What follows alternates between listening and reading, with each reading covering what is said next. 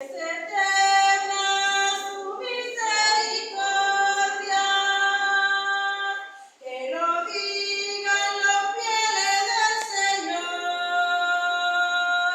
Es eterna su misericordia.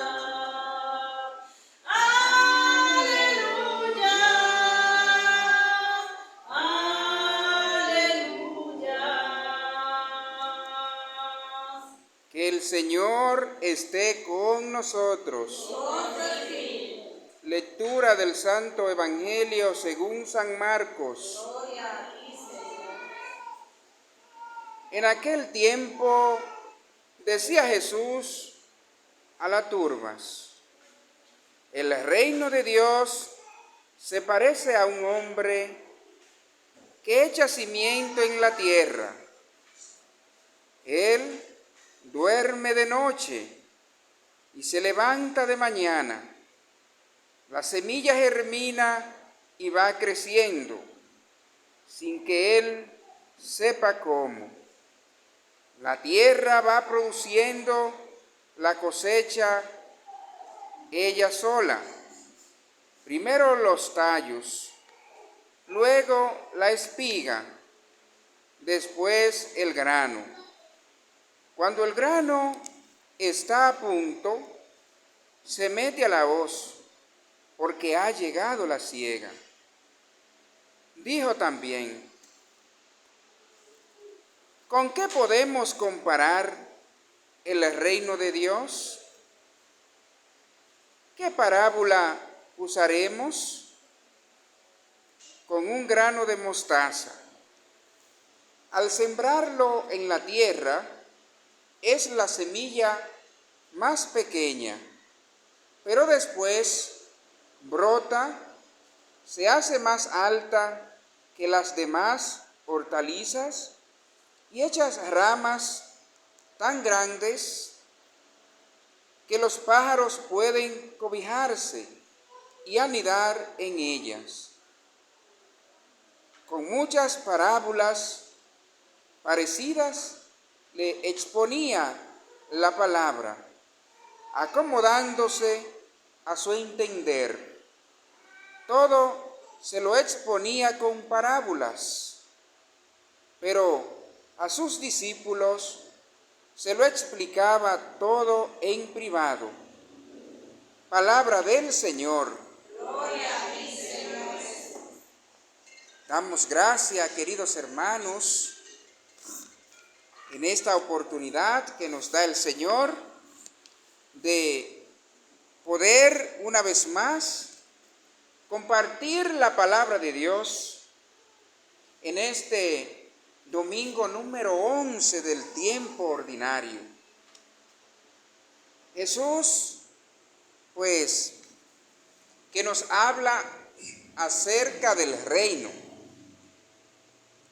Nos dice la palabra de Dios en el Evangelio de San Lucas, en el capítulo 17, del versículo del 20 al 21, nos dice que los fariseos le preguntan acerca del reino de Dios, que cuándo iba a venir el reino de Dios.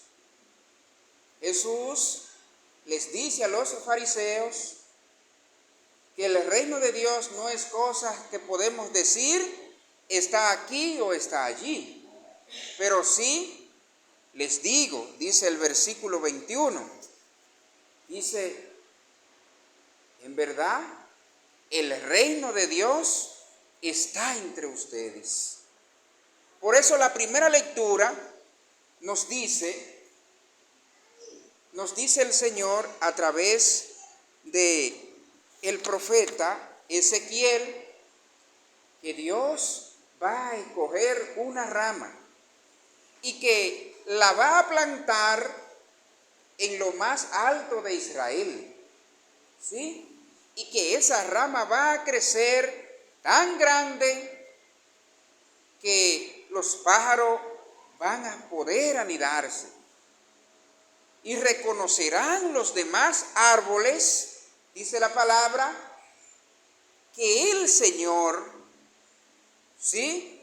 Del árbol seco puede hacer que el árbol sea verde, ¿sí?